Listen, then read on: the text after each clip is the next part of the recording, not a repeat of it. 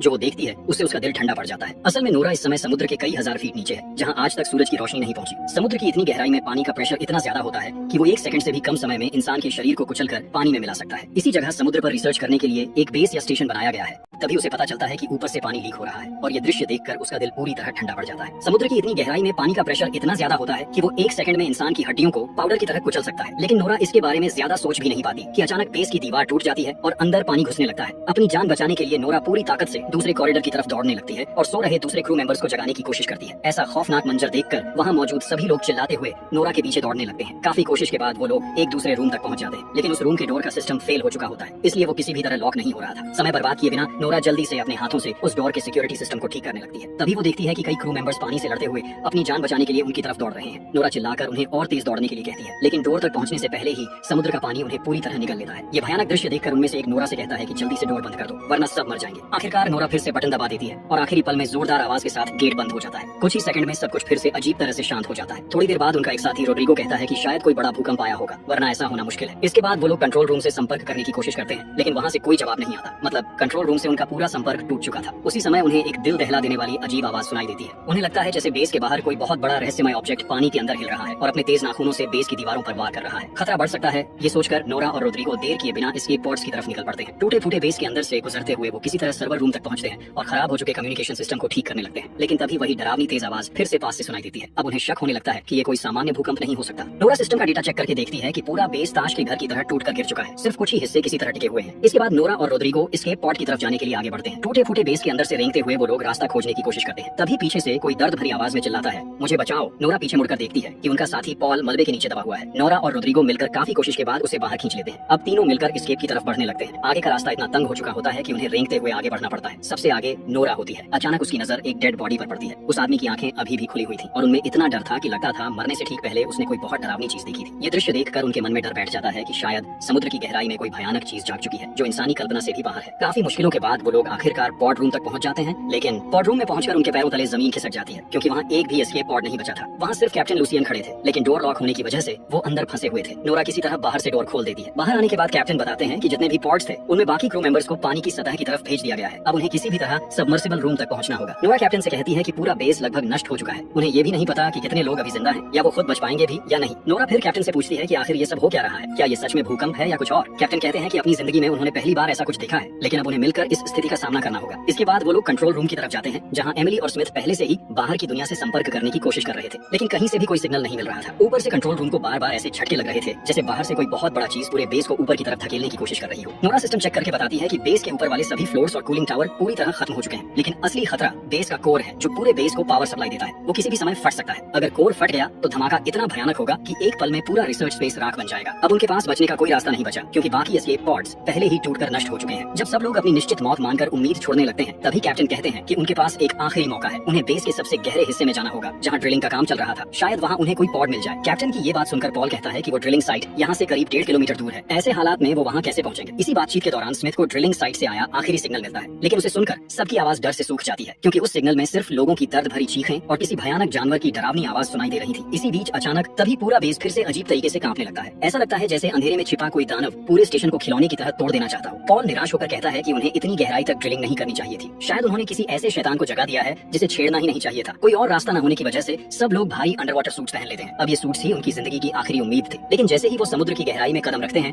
अचानक रोड्रिगो के हेलमेट में दरार पड़ जाती है। पानी के भयानक प्रेशर से पलक झपकते ही उसका पूरा शरीर फटकर चकनाचूर हो जाता है। अपने साथी की ऐसी दर्दनाक मौत देखकर कोई भी खुद को संभाल नहीं पाता। नोरा जब इस काले गहरे समुद्र की तरफ देखती है तो उसे लगता है कि ये सन्नाटा अंतरिक्ष से भी ज्यादा डरावना है। साथी को खोने का दुख और मौत का डर लेकर वो किसी तरह कार्गो लिफ्ट की छत पर कूदते हैं और उसके अंदर घुस जाते हैं। तब कैप्टन सबको बताते हैं कि उन्हें जितनी जल्दी हो सके इस बेस से दूर जाना होगा, क्योंकि ये किसी भी समय ज्वालामुखी की तरह फट सकता है। इसके बाद लिफ्ट उन्हें लेकर समुद्र की और भी गहराई में उतरने लगती है। तभी लिफ्ट की स्क्रीन पर किसी पॉड से मदद का सिग्नल दिखाई देता है। कैप्टन जल्दी से लिफ्ट रोक देते हैं और पॉल व स्मिथ को कहते हैं कि जो भी ये सिग्नल भेज रहा है उसे ढूंढ कर लाओ। दोनों फिर से भारी अंडर वाटर सूट्स पहनकर पानी में उतर जाते हैं, लेकिन बाहर इतना घना अंधेरा होता है कि सूट की लाइट से भी ठीक से कुछ दिखाई नहीं देता। आगे बढ़ते हुए स्मिथ को महसूस होता है कि अंधेरे में कोई चीज शायद उनका पीछा कर रही है। किसी तरह वो उस पॉड तक पहुंच जाते हैं जहाँ से सिग्नल आया था, लेकिन पास जाकर देखते हैं कि पूरा रास्ता किसी अजीब चिपचिपे पदार्थ से ढका हुआ है। उन्होंने पहले कभी ऐसी चीज नहीं देखी थी। पॉड के अंदर किसी को न पाकर वो आसपास तलाश करने लगते हैं। तभी उन्हें केबल्स में उलझा हुआ अपने एक साथी का डेड बॉडी मिलता है। ये देखकर कैप्टन तुरंत उन्हें वापस अंदर आने का आदेश देते हैं, लेकिन उसी समय पॉल और स्मिथ देखते हैं कि उस डेड बॉडी की पीठ के अंदर कुछ जिंदा हिल रहा है। वो कुछ समझ पाते उससे पहले ही उसकी पीठ से बिजली की रफ्तार से एक अजीब जानवर बाहर निकलकर पॉल पर हमला कर देता है। हालांकि स्मिथ किसी तरह उस छोटे क्रीचर को मार देता है। उस क्रीचर को साथ लेकर वो लोग फिर से लिफ्ट में वापस आ जाते हैं। पॉल बताता है कि ये जीव उस डेड बॉडी को नोच नोच कर खा रहा था। एमिली जब उस क्रीचर को देखती है तो उसे उसके आसपास तेज नुकीले पंजे दिखाई देते हैं। तब एमिली कहती है कि शायद ड्रिलिंग के दौरान उन्होंने गलती से ऐसा कोई गड्ढा खोल दिया है जहाँ पहले से ही अजीब और खतरनाक जीव रहते थे और अब उनकी वजह से वो गुस्से में आ गए हैं। एमिली की ये बात चल ही रही होती है कि अचानक लिफ्ट की सारी लाइट्स बंद हो जाती हैं। नोरा किसी तरह सिस्टम को फिर से ठीक करने लगती है, लेकिन जैसे जैसे लिफ्ट नीचे उतरती है बाहर से कोई बड़ा जीव उसे जोर जोर से धक्का देने लगता है। तभी पॉल की नजर टेबल पर रखे उसी छोटे क्रीचर पर पड़ती है। वो सोचने लगता है कि क्या बाहर उसका माँ है। शायद उन्होंने बहुत बड़ी गलती कर दी है। भयानक झटकों के बीच लिफ्ट के अंदर सभी लोग पत्थर की तरह चुप खड़े रहते हैं। चारों तरफ इतनी गहरी खामोशी होती है कि उन्हें अपनी धड़कन तक साफ सुनाई देती है। उसी समय कैप्टन जब लिफ्ट की छत के कांच पर टॉर्च की रोशनी डालते हैं तो अचानक एक विशालकाय क्रीचर उस कांच पर जोर से हमला कर देता है और वो किसी दानव जैसे इंसान की तरह दिख रहा था।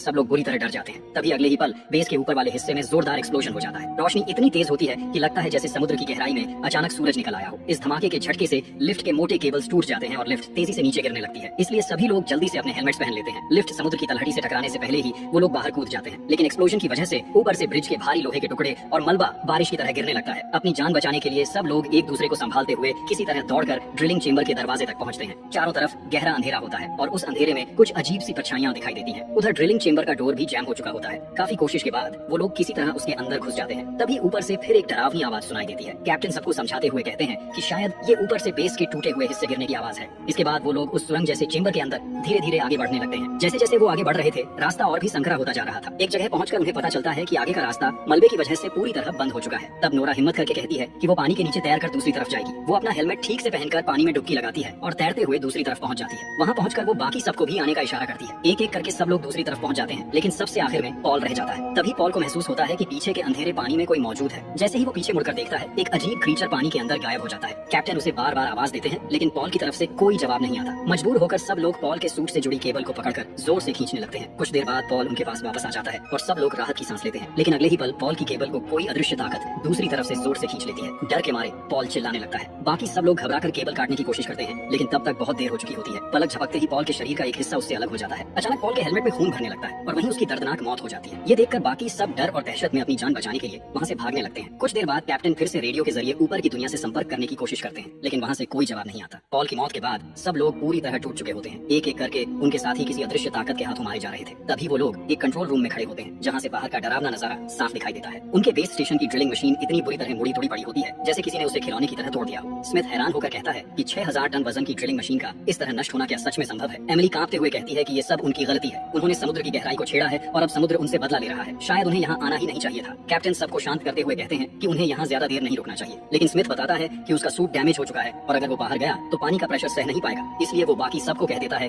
कि उसे छोड़कर आगे बढ़ जाए। स्मिथ कहता है कि अगर वो साथ गया तो सबकी जान खतरे में पड़ सकती है, लेकिन कैप्टन उसे हिम्मत देते हैं और इसी तरह उसका सूट ठीक कर देते हैं। इसके बाद सब लोग पानी के अंदर से ड्रिलिंग साइट की तरफ निकल पड़ते हैं, क्योंकि शायद वहीं एस्केप पॉड्स मिल सकते हैं। पानी के नीचे चारों तरफ घना अंधेरा होता है। तभी नोरा को महसूस होता है कि उसके पीछे कोई है। वो टॉर्च जलाकर देखती है, लेकिन उसे कोई दिखाई नहीं देता। फिर भी उसके मन में एक अजीब डर बना रहता है। उसे बार बार लगता है कि कोई उसके बहुत पास से होकर गुजर रहा है। अचानक नोरा के सामने से एक अजीब क्रीचर तैरता हुआ निकल जाता है। ये देखकर सब लोग डर कर अंधेरे में इधर उधर देखने लगते हैं। कैप्टन तुरंत सबको सूट की लाइट्स बंद करने का आदेश देते हैं। इसी दौरान उन्हें पता चलता है कि स्मिथ कहीं दिखाई नहीं दे रहा। सब लोग उसे ढूंढने लगते हैं। तभी नोरा देखती है कि कोई अजीब चीज स्मिथ को घसीट कर ले जा रही है। नोरा हिम्मत करके उस क्रीचर के पीछे जाती है। वो अजीब क्रीचर स्मिथ को खींचते हुए एक संकरी गुफा के अंदर ले जाता है। कैप्टन बिना एक पल गंवाए उसी गुफा के अंदर घुस जाते हैं। काफी अंदर जाने के बाद कैप्टन को स्मिथ मिल जाता है। किस्मत से स्मिथ अभी जिंदा होता है। कैप्टन उसे खींचकर बाहर ले आते हैं, लेकिन थोड़ी देर बाद कैप्टन को याद आता है कि स्मिथ की गन गुफा के अंदर ही रह गई है। इसलिए वो फिर से गुफा के अंदर जाकर गन निकालने लगते हैं, लेकिन जैसे ही वो वापस लौटने लगते हैं गुफा की गहराई से एक भयानक मॉन्स्टर अचानक निकलकर कैप्टन को पकड़ लेता है और ऊपर की तरफ खींचने लगता है। कैप्टन के सूट की केबल में फंसने की वजह से नोरा भी उसके साथ ऊपर की तरफ खींचने लगती है। पानी के अंदर संघर्ष करते हुए कैप्टन और वो अजीब क्रीचर एक बड़े प्लेटफॉर्म पर जा टकराते हैं। प्लेटफॉर्म के किनारे कैप्टन को लटका हुआ देखकर नोरा उसे बचाने की कोशिश करती है। तभी वो भयानक क्रीचर फिर से उनके सामने आ जाता है। वो इतना विशाल होता है कि लगता है जैसे वो इस दुनिया का ही जीव नहीं है। वो अपना विशाल मुंह खोलकर नोरा के हेलमेट को निगलने की कोशिश करता है। उसी समय कैप्टन अपनी नाइफ निकालकर उस मॉन्स्टर पर वार करते हैं। दर्द से तड़पकर वो क्रीचर नोरा और कैप्टन दोनों को तेजी से ऊपर की तरफ खींचने लगता है। कैप्टन समझ जाते हैं कि अगर वो इसी रफ्तार से ऊपर जाते रहे तो पानी के भयानक प्रेशर से उनका सूट फट जाएगा। इसलिए वो नोरा से कहते हैं कि केबल काट दो वरना वो भी मर जाएगी, लेकिन नोरा ऐसा करने के लिए तैयार नहीं होती। तब मजबूर होकर कैप्टन खुद ही अपनी नाइफ से केबल काट देते हैं और खुद को अलग कर लेते हैं। नोरा अलग होते ही अगले ही पल एक भयानक एक्सप्लोजन में कैप्टन की मौत हो जाती है। उसी धमाके में उनका सूट और शरीर पानी में बिखर जाता है। उस एक्सप्लोजन के झटके से नोरा नीचे समुद्र की तलहटी में बेस के एक छोड़े हुए हिस्से में जा गिरती है। वो जगह पूरी तरह सुनसान और खामोश होती है। किसी तरह अंदर जाकर नोरा मानसिक रूप से टूट जाती है, क्योंकि उसे नहीं पता पता कि स्मिथ और एमिली जिंदा हैं या नहीं। वो रेडियो से पागलों की तरह एमिली और स्मिथ से संपर्क करने की कोशिश करती रहती है, लेकिन कोई जवाब नहीं मिलता। फिर नोरा ऊपर पड़े कुछ उपकरणों से एक पुराना सूट किसी तरह ठीक कर लेती है और उसे पहनकर दोबारा पानी में उतरती है ताकि एमिली और स्मिथ को ढूंढ सके। तभी रेडियो में एमिली की आवाज सुनाई देती है। उसी समय नोरा दूर अंधेरे में एमिली के सूट की लाइट चमकती हुई देख लेती है। काफी मुश्किल से वहां पहुंचने पर नोरा देखती है कि एमिली स्मिथ को घसीटते हुए आगे ले जा रही है, क्योंकि स्मिथ बहुत बुरी तरह घायल हो चुका था। नोरा एमिली को शांत करती है और दोनों मिलकर स्मिथ को खींचते हुए उस गहरे अंधेरे की तरफ बढ़ने लगते हैं। चारों तरफ माहौल बहुत डरावना होता है। हर पल ऐसा लगता है जैसे कोई भयानक परछाई छिपकर उन्हें देख रही हो। कई साथियों को खोने के बाद आखिरकार वो लोग ड्रिलिंग साइट तक पहुंच जाते हैं, लेकिन वहां पहुंचकर खुश होने की बजाय वो और ज्यादा घबरा जाते हैं, क्योंकि ड्रिलिंग साइट के मेन गेट तक पहुंचने के लिए बीच में एक पुल जैसा रास्ता पार करना पड़ता है और उस पूरे पुल पर हजारों खतरनाक क्रीचर्स गहरी नींद में पड़े हुए होते हैं। अगर उन्हें मेन गेट तक पहुंचना है तो इन्हीं क्रीचर्स के बिल्कुल पास से गुजरना पड़ेगा, और अगर उनमें से एक भी जाग गया तो पल भर में हजारों जानवर उन्हें फाड़ कर खा सकते हैं। कोई और रास्ता न होने की वजह से वो धीरे धीरे आगे बढ़ने लगते हैं, लेकिन बदकिस्मती से एक क्रीचर अचानक जाग जाता है और नोरा पर हमला कर देता है। नोरा चिल्लाकर एमिली से कहती है कि वो तुरंत वहां से भाग जाए। वो क्रीचर अपना विशाल मुंह खोलकर नोरा को निगलने की कोशिश करता है, लेकिन नोरा डरने के बजाय हिम्मत दिखाती है और अपनी गन से उस क्रीचर के पेट के अंदर गोली मार देती है। दर्द से तड़पते हुए वो क्रीचर वहीं मर जाता है। इसके बाद नोरा उसका शरीर चीरकर किसी तरह बाहर निकल आती है, लेकिन तब तक आसपास के बाकी सारे मॉन्स्टर्स जागने लगते हैं। ये देखकर नोरा अपनी गन रिलोड करने ही वाली होती है कि अचानक वो देखती है कि जिस प्लेटफॉर्म पर ये क्रीचर्स उल्टे लटके हुए थे वो पूरा हिस्सा ऊपर उठकर अंधेरे में गायब हो जाता है। उसी समय नोरा सामने वाली बिल्डिंग के ऊपर एक विशाल छाया खड़ी देखती है। जब वो उस छाया पर गोली चलाने के लिए ध्यान से देखती है तो उसके दिल की धड़कन लगभग रुक जाती है। उसके सामने एक दानव जैसा समुद्री राक्षस खड़ा होता है। वो इतना विशाल था कि उसके सामने 50 मंजिला बिल्डिंग भी खिलौने जैसी लगती थी। अपनी जान बचाने के लिए नोरा पूरी ताकत से मेन गेट की तरफ दौड़ने लगती है। वो विशाल मॉन्स्टर अपने पैर से पुल पर इतनी जोर से हमला करता है कि लगता है जैसे पानी के नीचे कोई परमाणु बम फट गया हो। उस धमाके के झटके से नोरा दूर जाकर गिरती है और बेहोश हो जाती है। अगले ही पल एमिली नोरा को खींचते हुए मेन गेट के अंदर ले आती है और जल्दी से दरवाजा बंद कर देती है। स्मिथ, नोरा और एमिली किसी तरह अंदर आ तो जाते हैं, लेकिन खतरा अभी खत्म नहीं हुआ था। वो विशाल मॉन्स्टर पूरे ड्रिलिंग साइट बिल्डिंग को जमीन से उखाड़ने की कोशिश करने लगता है। किसी तरह वो लोग आगे बढ़ते हुए पॉट रूम तक पहुंच जाते हैं। वहाँ कुल 3 पॉट्स होते हैं। नोरा जल्दी से चेक करती है और पता चलता है कि उनमें से सिर्फ 2 ही ठीक से काम कर रहे हैं। इसलिए बिना समय गंवाए नोरा और एमिली पहले स्मिथ को एक वर्किंग पॉड में बैठाकर ऊपर की तरफ भेज देते हैं। इसके बाद नोरा एमिली से कहती है कि वो दूसरे पॉड में बैठ जाए, लेकिन एमिली समझ जाती है कि बाकी बचा पॉड खराब है, इसलिए वो नोरा को अकेला छोड़कर जाने के लिए तैयार नहीं होती। तब नोरा उसे समझाते हुए कहती है कि स्मिथ के साथ उसका पूरा भविष्य है, इसलिए उसे जाना ही होगा। एमिली रोते हुए कहती है कि नोरा को जरूर वापस आना होगा, वो उसका इंतजार करेगी। ये कहकर नोरा एमिली का पॉड लॉन्च कर देती है। अब पूरे बेस में सिर्फ नोरा ही अकेली बची होती है। उसी समय पॉड रूम की कांच की दीवारों पर बाहर से छोटे छोटे क्रीचर्स हमला करना शुरू कर देते हैं। नोरा सिस्टम चेक करती है और देखती है कि हजारों अजीब क्रीचर्स स्मिथ और एमिली के पॉड्स का पीछा कर रहे हैं। नोरा गहरी सांस लेकर बेस के पावर कोर को अपने हाथों से ओवरलोड कर देती है। इससे पूरे बेस स्टेशन का सेल्फ डिस्ट्रक्ट मोड चालू हो जाता है। कुछ सेकंड की काउंटडाउन खत्म होते ही वहाँ भयानक एक्सप्लोजन हो जाता है। ये धमाका इतना ताकतवर होता है कि वो विशाल समुद्री मॉन्स्टर भी इससे बच नहीं पाता। उसके साथ साथ बाकी सारे क्रीचर्स भी आग में जलकर खत्म हो जाते हैं। इस तरह नोरा अपनी जान कुर्बान करके अपने दोनों साथियों की जिंदगी बचा लेती है। बाद में न्यूज में दिखाया जाता है कि ड्रिलिंग साइट से 2 क्रू मेंबर्स को जिंदा बचा लिया गया है और इसी के साथ कहानी खत्म हो जाती है। ये कहानी दिखाती है कि जब इंसान प्रकृति की सीमाओं को पार करने की कोशिश करता है तो प्रकृति उसे कड़ा सबक सिखाती है।